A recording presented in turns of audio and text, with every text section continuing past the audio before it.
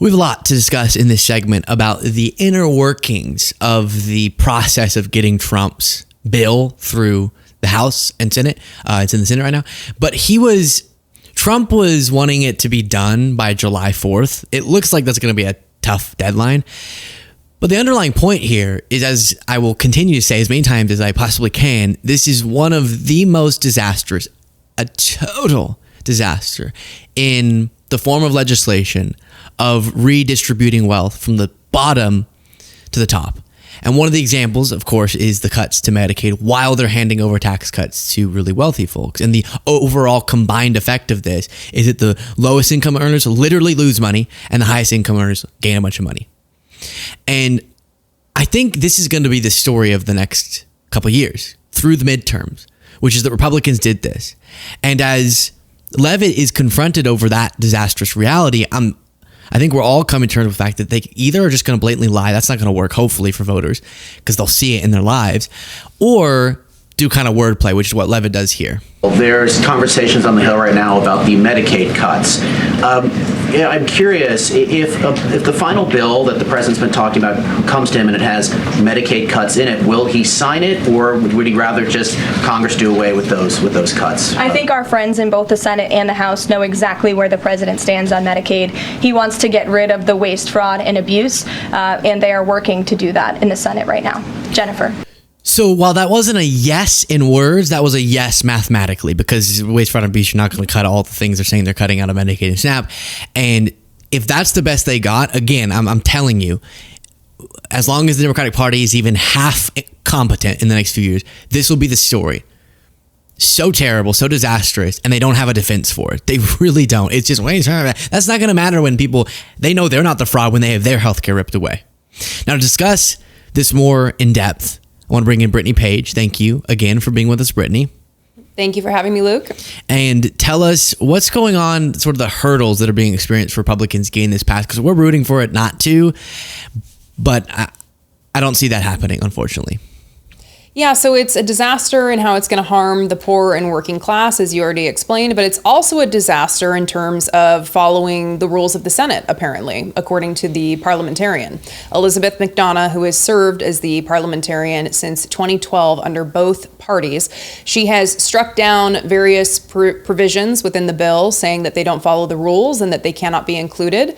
And Republicans are angry about this. They're wanting her fired because of this, some of them in some cases. And we're going to go through some of the things that she's cutting, and one of them is Medicaid. She's saying that the cuts to Medicaid go beyond the rules and that they're going to need to be amended. Specifically, looking at the funding for Medicaid that covers non-citizens, states that cover non-citizens, a ban on gender-affirming care in the Children's Health Insurance Program, and a limit on provider taxes, states using that to finance their portion of Medicaid spending. She's saying that these provisions in the bill are not going to fit within the rules of the Senate and they need to be amended or removed from the bill. Now, this is going to prevent Republicans from slashing a portion of Medicaid, not all of it, because the worst of the worst in terms of the slashing of Medicaid is still in there, like the work requirements that they want to place on individuals, that is still in there. The parliamentarian hasn't struck that down. So while this is not great for Republicans, and they are so upset that some of them are calling for the parliamentarian to be fired, with Republican John Cornyn, Republican from Texas, saying, "We will not let an unelected staffer stop us from passing the bill." That's one perspective, okay? The Senate Majority Leader John Thune is saying that they don't intend to overrule the parliamentarian on this. The way that they would need to overrule the parliamentarian is with 51 votes. Some people are saying that's an unlikely scenario. I guess we'll see as the pressure continues to mount on Republicans, because like you said, Donald Trump wants this passed by July 4th. Yeah, and just for anyone who's not familiar, the reconciliation process where you don't have to worry about the filibuster, you only have to get 51 votes, has certain rules in its effect. It's the budget reconciliation process on the budget. And so if you start going outside of that, correct me if I'm wrong, then the Senate parliamentarian, whose job is to say, is this within the rules or not, may say that it's not. Now, the thing is it's not super binding. I guess it's to prevent legal challenges or something. But I can't imagine that Trump would allow, given what we've heard about him doing whenever his own party members express any concerns about this tragic bill. I can't imagine they're going to let this stop, at least like you said, the bigger portions, which it doesn't appear to be anyways. Right. And actually, when you're talking about the rules, that's called the Byrd rule, where if you're using the budget reconciliation process and the Senate parliamentarian comes in and makes sure that you're following all these rules, that review process is actually known as the Byrd bath, which I think is just a fun little fact for everybody today. Yeah, I don't know what Such is. Nerds. I know, it's kind of sad. What I think is exciting.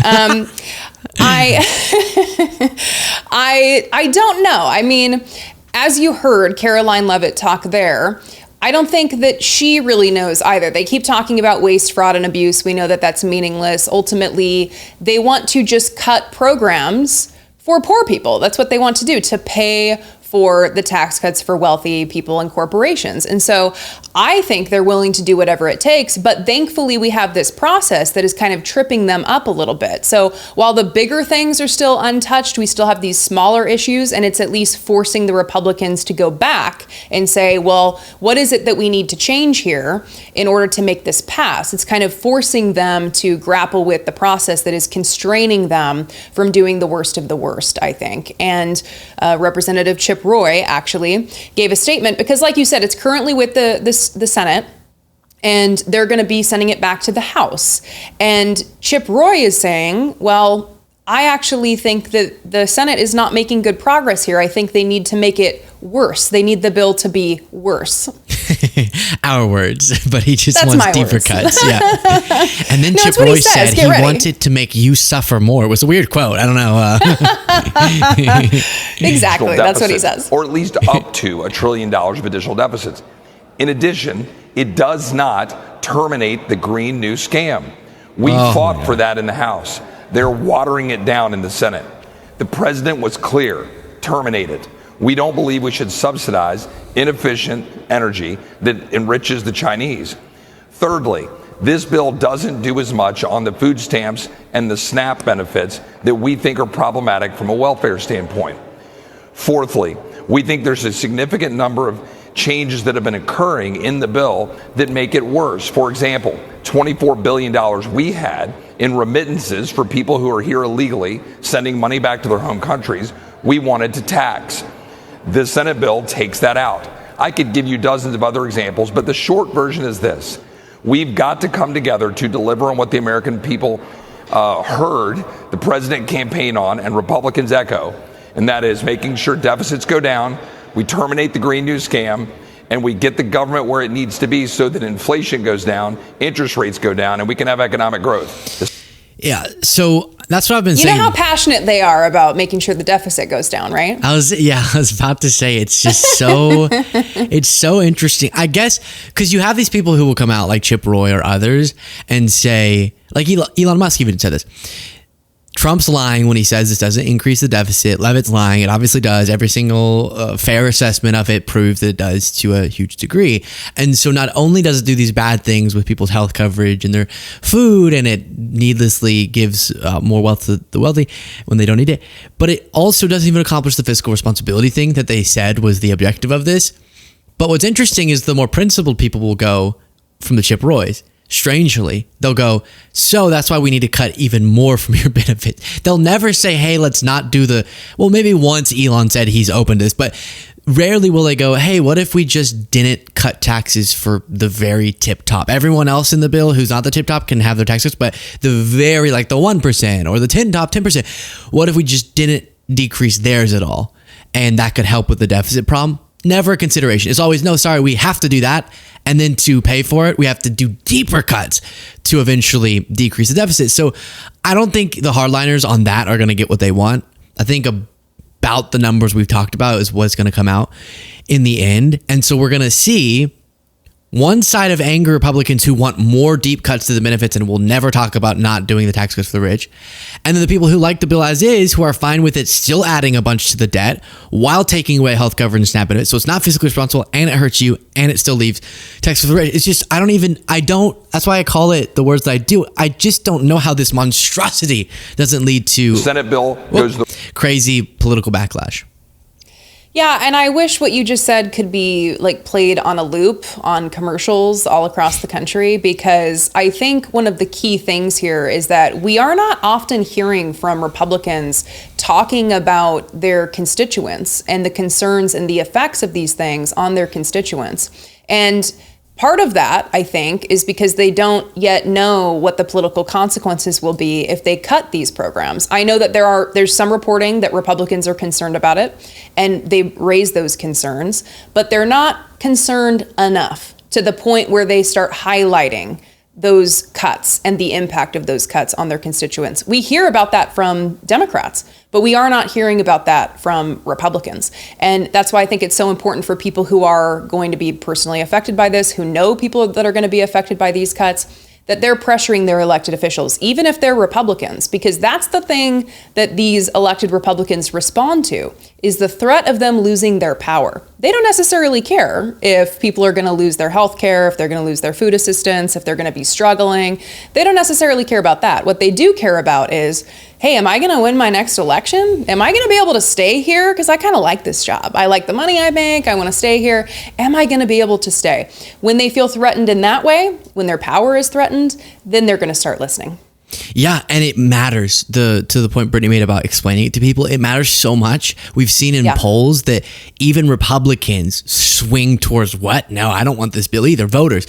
But the only difference between a more supportive stance and a less supportive stance for these polled individuals is just explaining to them what's in the bill. So the only support this thing seems to have is really crazy hardline Republicans in the voter base, but mostly it's just people who haven't yet heard about what's in it. So you tell people what's in it and they're also going to be mad, because any reasonable person would be. I'm thinking of all these right-wing influencers either. They would have such a hard time justifying this, because you can't make we're doing deep cuts for the debt. Can't make that because that is that. You can't make this is good tax cuts for working class because the combined effect we've explained. You can't make you can't make any good argument on it. So just explaining to people does make a huge difference. Brittany, remind people where they can support your work. You can find me right here on YouTube. Search my name, Brittany Page. I host the Page Perspective, or you can click the link in the description below. Thanks.